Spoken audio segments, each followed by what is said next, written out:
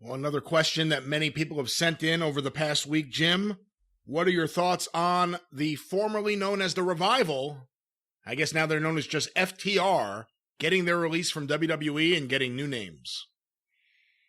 Well, they picked the names, so that's a plus. I hate the whole idea of people leaving and having to change their names because I get confused on what to call guys sometimes. This is what they've been wanting. They turned down every contract offer. They just weren't happy with how they were being used and how they were being portrayed. And I can identify with that. And especially, I don't think either one of these guys are high livers, and, I don't think any of them are driving fucking Rolls Royces. So they've been there a few years and probably made some pretty good money, all things considered, and are not in a financial position where they have to do shit they don't want to do now, and they want to go out and prove themselves somewhere, wherever that somewhere may be. I'd love to see them go into AEW and just beat the shit out of the fucking Young Bucks, kick them in the fucking balls and leave them laying in a fucking heap, and then work with a real tag team that they can fucking shine with. But unfortunately, they probably still have to work with the Young Bucks. But, they're so good, and we've reviewed their matches, and you can't even I can't find things to nitpick about, because you can tell that not only were they dedicated to being the best at what they did, but also they were fans at first, and they understood it, and they knew what it was supposed to look like, and they know how matches are supposed to ebb and flow, and they know what's stupid and unrealistic and what is not. And you've got to be not only talented, but you've got to be a fan of something to get it that good. And if you're a fan that strong, a fan of wrestling as well as that good, the last thing you want to do is be stuck in the middle of the WWE where it's New Day throwing out pancakes or whatever. And tag teams are middle card at best, and they don't get a chance to show what they can fucking do or have serious matches. And it's a goddamn dog and pony show. That's the last place you want to be, even for fucking money. Because I've in the past, I've made money and been miserable, and I've made no money and been happy. There's some periods of times where I've fucking made money and been happy, but those are very fucking few and far between. Actually, mostly because I'm never happy with anything. But so I understand why they wanted to go somewhere. I wish there was the field of tag teams that they deserve to be able to work with out there. Because even if you buy the fucking, bullshit on the Young Bucks that they can have good logical matches when they want to, if they would shut up and listen to the Revival athletically, they could have a great tag team match, but they still look like they do. They're physically unintimidating. They've done all the clown show shit, so it's hard to take them seriously. But the other tag teams there, what the fuck? They don't have, the great field of tag teams to work with that the teams in the 80s and 90s did, because they've eliminated tag teams as being main event attractions. So the top talent don't want to be in a tag team. And they've also eliminated tag teams that travel from one place to another, mostly because people's contracts end at different times. Fortunately, these guys were able to get out mostly at the same time. But, can you imagine if they had a Tully Blanchard and Arn Anderson, or a Midnight Express, or a Rock and Roll Express, or any of the Fantastics, any of the great teams, babyface or heel, to work with the shit that they can do? It would be incredible. But I'm going to ask you something later on about WCW 1990, but I was thinking about it the other day. Just look at the tag team roster. Midnight Express, Rock and Roll Express, Steiner Brothers, Doom, Southern Boys come in. Hayes and Garvin will leave off this list for a sake, but the Road Warriors are still there the early part of the year as a big attraction. Nasty Boys come in at the end of the year. You just had so many tag teams in there. You had a tag team division. With AEW, it's Best Friends, Lucha Brothers, SCU, I guess Dark Order technically is the number one contenders, Young Bucks, and Omega and Hangman Page. And I bet you they would have a great match with Omega and Hangman Page. And I bet you they'd probably have good matches with the Young Bucks. It would be a different type of Young Bucks match, I would think. But after that, the Revival versus Best Friends, I don't need to see. SCU, I don't need to see.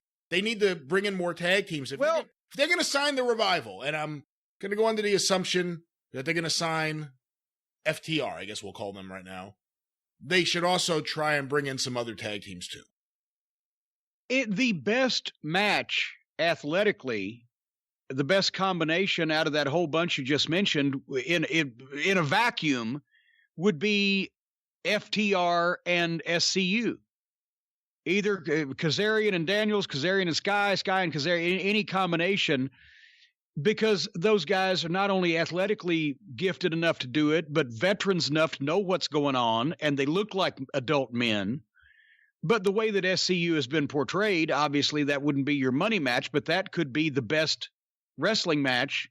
And then once again, the Young Bucks athletically could do it if they shut up and do as they're fucking told, basically, in the ring by people who know more than they do, which would be FTR.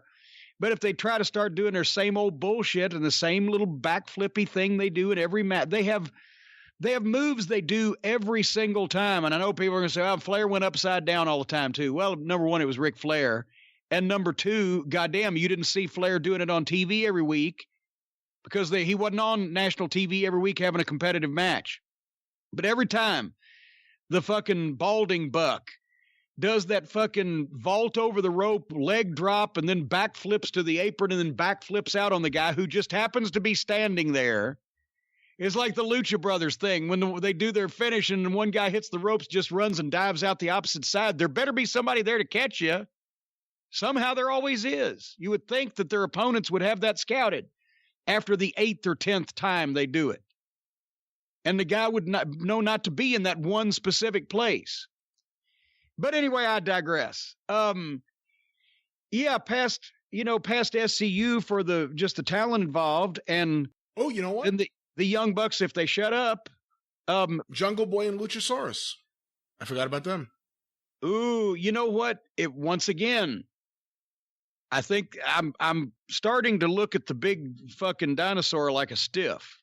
But if he shuts his mouth and opens his ears and did what he was told, they could have a tear the house down fucking match because they get to heat on that fucking Jungle Boy.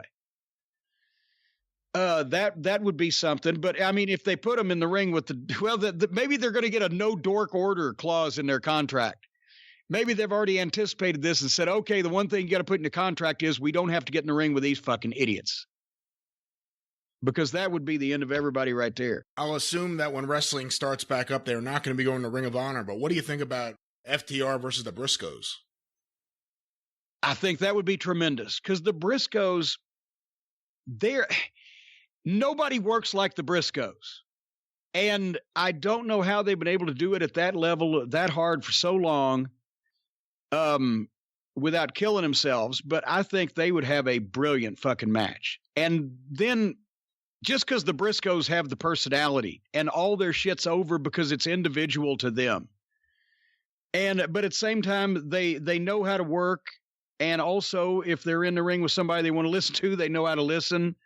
And you don't have fucking issues with them. I think that would be a tremendous match. When wrestling starts back up, I will say this, because I didn't get my 5th decade on Bobby Fulton's event. I wouldn't do it in AEW, but if the Revival was doing somewhere within a reasonable distance from Louisville, an independent event, I'd love to manage them once just to do it. And it has to be after the goddamn the vaccine comes out or whatever, puts an end to all this. But I would do that once.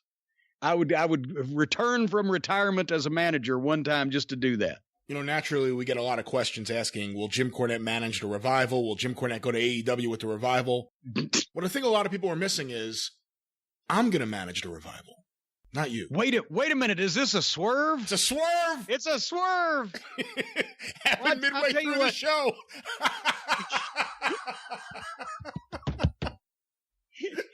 I tell you what, you be the Revival's on-location manager, and I'll be their spiritual advisor from behind the scenes. Ah, you're King Curtis. There you go. And I'm the day-to-day manager. Okay, that works. And the spirit of Abu Dhabi will come down.